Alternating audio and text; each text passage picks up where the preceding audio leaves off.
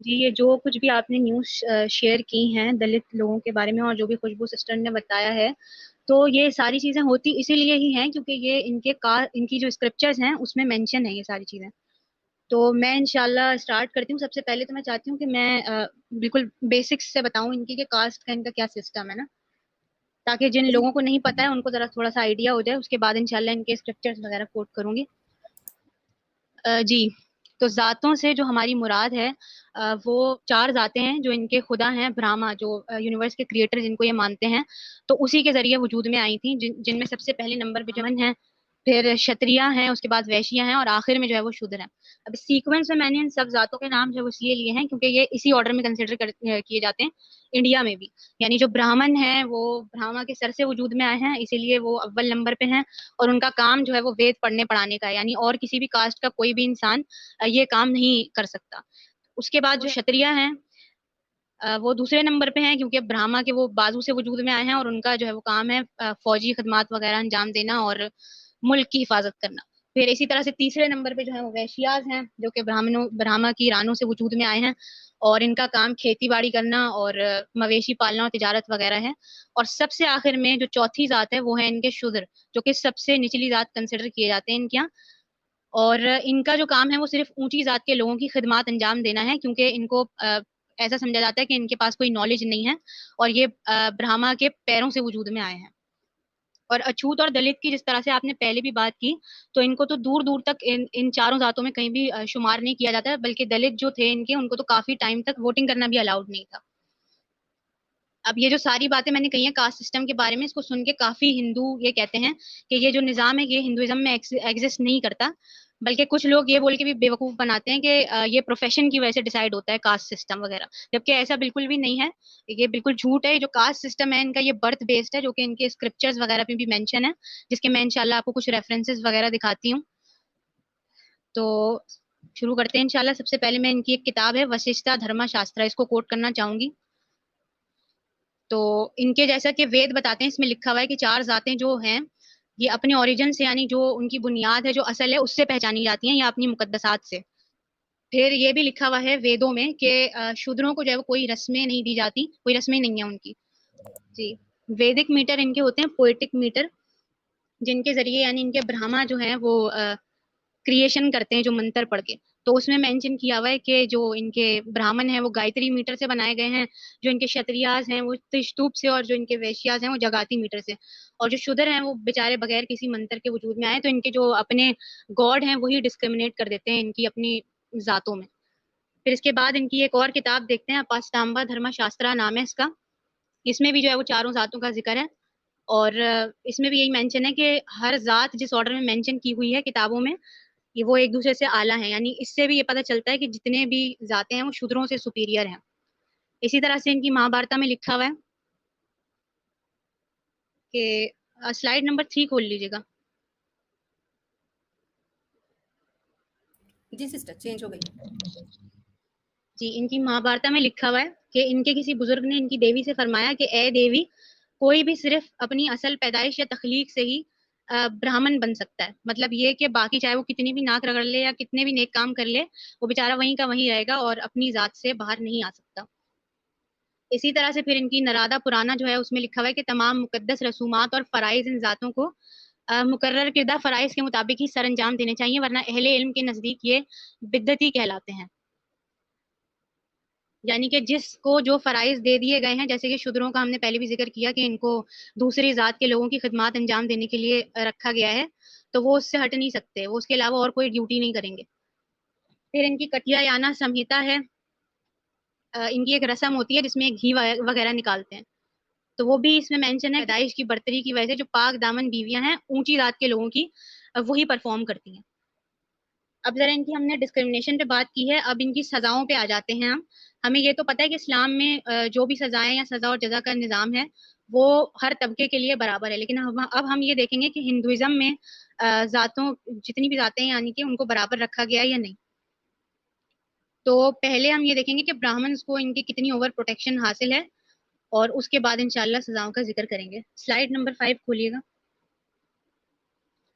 जी sister, ये इसमें है प्रोटोकॉल गिवन टू ब्राह्मण्स। जी, तो इनकी अथर्ववेद में मेंशन है कि गायें जब पहले पहल पैदा हुई तो देवताओं और ब्राह्मणों के लिए पैदा हुई, इसलिए पुरोहितों को गायें जो है वो दान करनी चाहिए इनको। अब देखिए कि ब्राह्मणों का की ख्वाहिशात का जो है वो ये लोग किस तरह से ख्याल रखते हैं। अथर्ववेद की ही एक मंत्र है जो मैं कोट करूंगी कि जिस गाय की ख्वाहिश ब्रह्म ने की हो, अगर कोई इसको अपने पास रहने दे, ब्राह्मण को ना दे, तो वो गाय इस शख्स को औलाद से महरूम और मवेशी से मोहताज कर देगी। यानी इसके बाल बच्चे और धन वगैरह सब कुछ जो है वो गारत हो जाएगा। और ये सारी चीजें लोगों के जहनों में ये पहले से बिठा दी गई हैं कि अगर कोई ब्राह्मण की ख्वाहिश पूरी ना करे तो उसके माल और औलाद की खैर नहीं है। अब ये देखिए कि ब्राह्मणों ने अपनी चीजों को सिक्योर कैसे किया है, और इनकी बददुआओं का और सजाओं का क्या सिस्टम है, वो भी यानी कास्ट सिस्टम पे बेस्ड है। तो अथर्ववेद की इनकी एक मंत्र है, मंत्र नंबर 5, कि जो क्षत्रिय ब्राह्मण की गाय को छीन लेता है और इस पर जुल्म करता है, इसकी शान और शौकत, बहादुरी और खुशकिस्मती सब रुखसत हो जाती है। यानी यहाँ पे ना तो गाय का या जानवर का जनरली जिक्र हो रहा है कि उस पर जुल्म ना करे, या कोई इंसानियत का जिक्र नहीं है, बल्कि सिर्फ और सिर्फ ब्राह्मणों की गाय का जिक्र किया जा रहा है और उनके साथ कोई जुल्म ज्यादती ना करे उसका जिक्र किया जा रहा है। अच्छा, स्लाइड 6 पे आ जाइए जी। इसमें जो है वो ऋषिज की बददुआओं का जिक्र है। इनके 7 ऋषिज हैं जिनको ये एनलाइटेड समझा जाता है बहुत ज्यादा, और ये माना जाता है कि इन्होंने वेदास को कंपोज किया है। अब देखिए कि जो लोग ब्राह्मणों की गायें चुराते हैं उनके बारे में इन्होंने क्या बददुआएं की हुई हैं, कितनी सख्त, और किसी के बारे में नहीं है, सिर्फ उन लोगों के बारे में जो ब्राह्मणों के साथ बुरा करते हैं। तो मैं ये पढ़ के सुना देती हूँ ऑडियंस को। इसके कंधों और सर को काट दे, इसके सर के बाल नोच ले और इसके बदन के बाल खींच ले, इसके रग पट्टों को चीर दे। ये बेसिकली जो ऋषिज हैं ये अपने खुदा से ये बददुआएं कर रहे हैं। इसकी हड्डियों को इकट्ठा करके कुचल दे और मार मार कर इसका भेजा निकाल दे। इसके सब आजा और बदन के जोड़ बंद जुदा जुदा कर दे। फिर आग के देवता से ये दुआ कर रहे हैं कि इसको जमीन से निकाल दे, जलाकर भस्म कर दे। सूरज के देवता से कह रहे हैं कि इसको आसमानी तबके से निकाल दे। तो जब मैं ये सोचूं कि जब ब्राह्मणों की गाय का सिर्फ छीन लेना इतना बड़ा गुनाह है, तो अगर कोई इसको छीन के खा जाए तो उसके साथ क्या होगा। तो इसीलिए जो है वो इनको शुरू से डराया जाता था, और सिर्फ ब्राह्मणों पे जो है वो जुल्म करने को बुरा समझा जाता है, या उनको लूटने खसूटने को, और किसी भी जात के साथ आप कुछ भी करते रहें, निचली जात के साथ। यानी इनके यहाँ जानवर ज्यादा मुकद्दस है और इंसान की कोई वैल्यू नहीं है। ये यही समझा जाए ना, ये ह्यूमैनिटी करते रहते हैं, पीसफुल रिलीजन बोलते हैं, तो पीसफुल तो यहाँ पे कुछ नहीं है। जिस तरह की आप बात बोल रही है कि सर के बाल नोच दो, उसके पट्ठों को चीर दो और गोश्त के टुकड़े टुकड़े कर दो, तो ये जो जितनी भी इनकी देवियां बैठी हुई दिन रात इस्लाम को बुरा भला कह रही होती है कि जी ये तो बड़ा इनह्यूमन रिलीजन है, इनको ये सब नजर नहीं आता कि ये जानबूझ के सिस्टर बिनते सिद्दीकी इसको खा जाती हैं अपने सारे वेदास को छुपाने नहीं, के लिए। असल में जयदेवी का मसला ये है कि वो तो पहले, अब अल्लाह जानता है कि वो एक्स मुस्लिम थी भी या नहीं, फिर वो क्रिश्चियन बनी, उसके बाद जो वहां से माल नहीं आया तो वो फिर सनातनी बन गई, और सनातनियों की, सनातन धर्म का भी जो है वो उनको कोई इल्म नहीं है। सही, बिल्कुल ठीक है। अच्छा, नेक्स्ट स्लाइड पे चलते हैं। जयदेवी बड़ा अजीब और गरीब केस है, इंशाल्लाह उस पर भी हमारा प्रोग्राम डॉक्टर मैमूना रखने वाली है कमिंग फ्राइडे को। जी सिस्टर कंटिन्यू कीजिए। जी अच्छा, ये तो अब मैंने जो भी कास्ट सिस्टम के बारे में वर्सेस थी वो निकाल के वेदास से दिखाई हैं। अब जरा गीतास के रेफरेंस में हम आ जाते हैं कि गीता में क्या लिखा हुआ है कास्ट के बारे में। इनके जो कृष्ण जी हैं वो भी इनको ये एडवाइस करते हैं कि सारी जो जातें हैं वो अपनी अपनी किस्मत पे कनात करें, और उन्होंने अपनी मिसाल भी दी क्योंकि वो भी क्षत्रिय कास्ट से बिलोंग करते थे। उन्होंने जंगे की और खूब लोगों को मारा है, अरबों खरबों लोगों को। उस पर भी इंशाल्लाह हम बात करेंगे। तो गीता की अध्याय 18 है, श्लोक 44, उसमें कहते हैं कि मैं अपना काम ना करूं तो ये सारा आलम बर्बाद हो जाए और मैं जातों में खराबी डालने का सबब बन जाऊं। क्या बात इसी है। तरह से जी इसी तरह से गीता की और भी वर्सेस देख लेते हैं। Slide number 8 खोलिएगा। स्लाइड नंबर 8 ही है ये। अच्छा, इसमें लिखा हुआ है कि ब्राह्मणों, क्षत्रियों, वैश्यों और शूद्रों के काम इनके तबई औसाफ के बमौजब मैंने मुकर्रर किए हैं। फिर इसमें ये भी मेंशन है कि धीमापन, तबीयत पर काबू रखना, तपस्या, सफाई सुथराई वगैरह, ये सारे ब्राह्मणों के कुदरती फराइज हैं। यानी कि ये भी और कोई नहीं करता है इनके धर्म में। फिर लड़ाई में पीठ ना दिखाना, अमीराना चलन क्षत्रिय के कुदरती फराइज हैं। खेती बाड़ी, मवेशी पालना, सौदागरी, वैश्या के कुदरती फराइज हैं। और शूद्रों का यहाँ पे लिखा हुआ है कि इनका जो फर्ज है वो सिर्फ खिदमतगारी है। यानी गीता में भी साफ साफ लिखा गया है कि शूद्र सबसे निचली जात है और दूसरों की यानी खिदमत गुजारी के लिए लोग वजूद में आए हैं। यानी नौकर बनने के लिए पैदा किए गए बेसिकली। बिल्कुल। जी। अच्छा, ये सारी बातें तो हमने कर ली जातों से मुताल्लिक कि इनकी जो मेजर किताबें हैं वो कास्ट सिस्टम को कैसे एंडोर्स करती हैं, और इनकी किताबों के जरिए ही ब्राह्मणों को इनकी सोसाइटी में आला मकाम हासिल करवाया गया है। आगे आते हैं। हाउ दे ट्रीट शूद्रस, ये वाली स्लाइड है आपकी। स्लाइड नंबर 9 जी। अब ये देखेंगे इनके स्क्रिप्चर्स में कि ये लोग शूद्रों को जो है वो ट्रीट कैसे करते हैं। तो इनकी ब्राह्मा पुराना में लिखा हुआ है कि शूद्रों के पकाए हुए खाने को देवताओं ने हकीर समझा है। ए देवी, जो ब्राह्मा कहता है वही मुस्तनद है।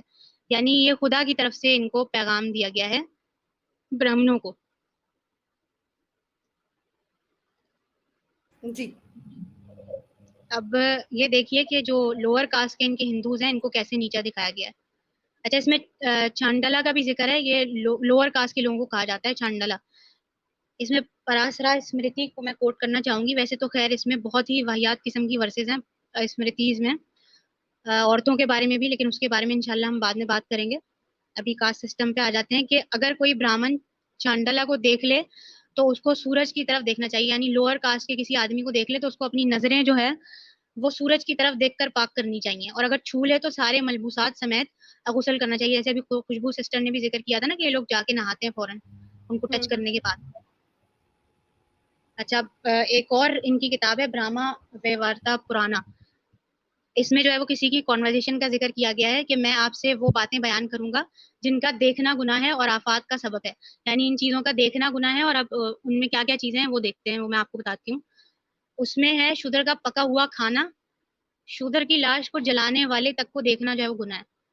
ऐसे ब्राह्मण जो कि शूद्र के जनाजे के साथ पका हुआ खाना खाता है। और फिर अलग से भी मेंशन किया गया है कि शूद्र को देखना गुनाह है, बेवा को, चोर को देखना गुनाह है, अछूत को देखना गुनाह है, ये जो इनके अनटचेबल्स होते हैं। और ऐसे ब्राह्मण को जिसकी बीवी बांझ हो। अब देखें क्या हुकूक है औरतों के इनके यहाँ, कि बेचारी जो बांझ औरत है उसके शौहर को देखना भी गुनाह है, तो उस बस बांझ औरत के साथ जो है वो क्या सलूक किया जाता होगा। तो बस तो। अच्छा, जी। Slide number 10। जी। मनुस्मृति की जो ये वर्ष नजर आ रही है इसमें सफर करने के लिए भी मना गया और मना किया गया है। और स्पेसिफिकली जो शूद्र होते हैं उनको मेंशन किया गया है कि उनके साथ जो है वो सफर ना किया जाए। अब मैं आपको ये दिखाती हूँ कि एक शूद्र को जो है वो ये लोग किसी जानवर से कम नहीं समझते हिंदुइज्म में, बल्कि शूद्र को मारने के बाद सिर्फ उतनी ही इनको रिपेंटेंस की जरूरत होती है जितनी एक जानवर को मारने के बाद होती है। ये मैं इनकी किताबों से दिखाती हूँ, मैं अपनी तरफ से नहीं बोल रही। इनकी महाभारता में लिखा है कि कुत्ते, ऊंट, रीछ को जिबा करने के बाद वही तपस्या दरकार है जो कि एक शूद्र को जिबा करने के बाद की जाती है। यानी अल्लाह पहले अकबर। तो यहाँ पे ये बताया जा रहा है कि शूद्र को जिबा करना कोई ऐसी बड़ी बात नहीं है, और अगर कर भी दिया तो हम्म। कफारा जो है वो वही है जो एक जानवर को जिबा करने का है। फिर इसी तरह से इनकी अग्नि पुराना में लिखा हुआ है कि अगर कोई कुत्ते, मेंढक, उल्लू या कव्वे को मार दे तो उसको उतना ही तपस्या करनी चाहिए जितना कि एक शूद्र को मारने पे की जाती है। यानी यहाँ पे शूद्रों का जिक्र जानवरों के बराबर तो क्या, जानवरों से भी बदतर बताया है इन्होंने, कि हम्म। जानवरों के लिए भी जो सजाएं हैं वो शूद्रों को देख कर डिसाइड की जा रही हैं। अस्तगफुरुल्लाह। शूद्रों को टच करने के बारे में बताया गया कि अगर आप उनको टच कर लें तो अपने आप को पाक कैसे करेंगे। यानी लोअर कास्ट के जो लोग हैं उनको आप टच करने से नापाक हो जाते हैं। इनकी विष्णु स्मृति में लिखा हुआ है कि एक ऐसा आदमी जिसे छुआ नहीं जाता, यानी हम्म। वही अनटचेबल्स की बात कर रहे हैं, अगर वो तीन आला जातों में से किसी को टच कर ले तो उसको वहीं कत्ल कर दिया जाना चाहिए। तो मेरा ख्याल है अब आपको समझ में आ गया होगा कि जो भी आपने केसेस बताए थे स्टार्टिंग में प्रेजेंटेशन की, तो ये हम्म। किस चीज को फॉलो किया जाता है। बिल्कुल। बहुत चीज़ें क्लियर हो रही हैं सिस्टर आपकी इस प्रेज़ेंटेशन से, क्योंकि मैंने तो सिर्फ़ केसेस बताए, लेकिन रीज़न्स जो हैं वो अब आप बता रही हैं कि जब इनका खुदा ही ऐसी किताबों में अपने अपने ऋषियों से ऐसी चीज़ें लिखवा दे, तो कौम ने तो वो उस चीज़ पर अमल करना है। अब चाहे लाख ये लोग लॉज़ बना लें, लेकिन इनकी किताबों में अगर ये लिखा है कि इनके साथ इस तरह का बिहेवियर करना है, तो ये लोग बाज़ नहीं आ सकते। और फिर जब अपने ही हिंदू लोगों के साथ ये लोग इस तरह का बिहेव करते हैं, तो फिर मुसलमान को ये क्या समझेंगे? फिर मुसलमानों को काटना, पीटना, उनको जो है वो लिंचिंग का शिकार बनाना, ये सब फिर इनके लिए कोई बड़ी बात नहीं, जब ये अपने ही हिंदू मज़हब के मानने वालों के साथ ही ऐसा कर सकते हैं तो। जी थैंक यू बिल्कुल। For this. और जब कोई मुसलमान जो इनके मजहब में एंटर होता है, वैसे तो बहुत ही कम ऐसा होता है, ज्यादातर इनकी जो नीचे जात की जिनको ये समझते हैं वही इस्लाम की तरफ कन्वर्ट होते हैं। लेकिन जो मुसलमान होते हैं उनको तो ये किसी भी जातों में शुमार नहीं करते अपनी, अगर वो हुँ, हिंदुइज्म में चले भी जाएं तो। बिल्कुल सही चलें, बात खैर है। हम अपनी इनकी अगली किताब की तरफ आते हैं। अंगीराज संहिता नाम है इसका।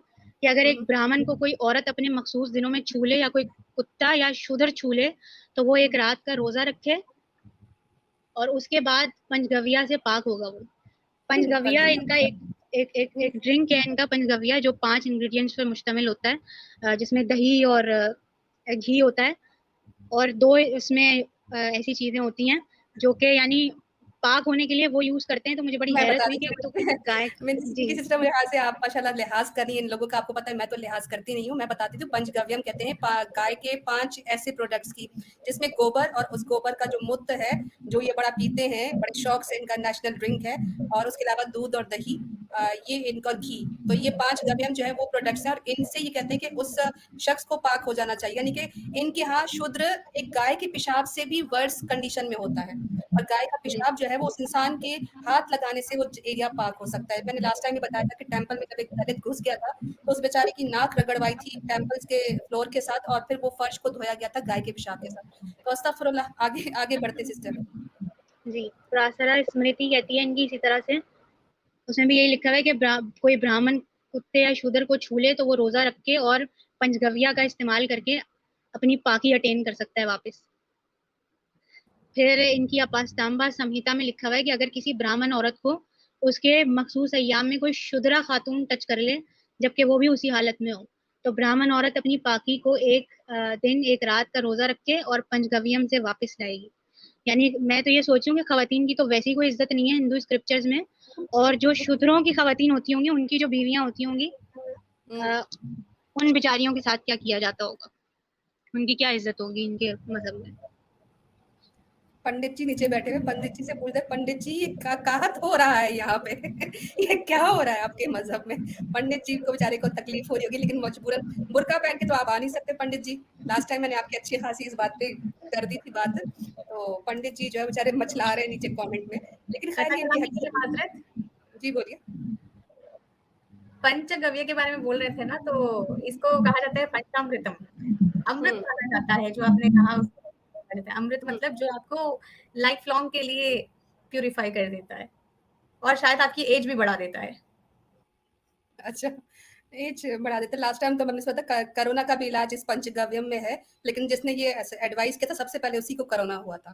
खैर सिस्टर बिनती सिद्दीकी के पास चलते हैं। Enough funny things. जी सिस्टर बिनती सिद्दीकी। जी बस मैंने यही कुछ वर्सेस कोट करनी थी, और ये अंधभक्त जो हैं वो जरूर इस चीज को कंसिडर करें कि जो लोग दिन रात बैठ के इस्लाम के खिलाफ स्ट्रीम्स कर रहे हैं, अपनी तरफ से झूठ की मिलावट करके बताते हैं, उनके अपने मजहब में कितनी गंदगी है।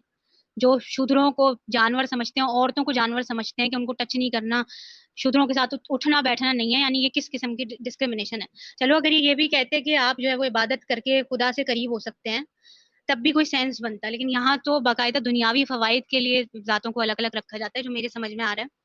और यकीन करें सिस्टर, बहुत ज्यादा कंटेंट है, इतनी वर्सेस हैं इनकी इस बारे में। ये तो मुझे अपनी प्रेजेंटेशन आज थोड़ी शॉर्ट रखनी थी ताकि बोर ना हो लोग, तो इसीलिए मैंने थोड़ा शॉर्ट रखा है। इंशाल्लाह ये इस तरह की स्ट्रीम्स आगे भी होती रहेंगी। इनकी एक टॉपिक को अगर हम लेके बैठे तो उस पर हमें इतनी वर्सेस मिल जाएंगी कि 10-15 स्ट्रीम्स हम इस तरह की कर सकते हैं। तो मेरा बिल्कुल ख्याल है होता यही मेरे कुछ पॉइंट्स थे। बाकी आप है। लोग अगर कुछ ऐड करना चाहें तो कर दें।